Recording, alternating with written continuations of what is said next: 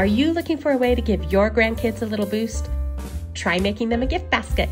These are really inexpensive, especially if you shop at the Dollar Tree. My theme for these baskets were a little something to lift your spirit. I wanted them to look like a hot air balloon, and it was right before Valentine's Day, so there were a lot of heart stickers and treats and ribbons available, but you could do this for any time of the year.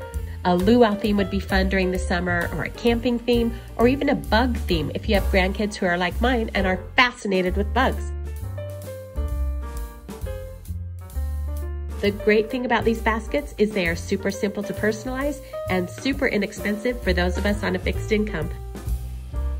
Let me know if you make one of these for someone special in your life and tell me what your theme is.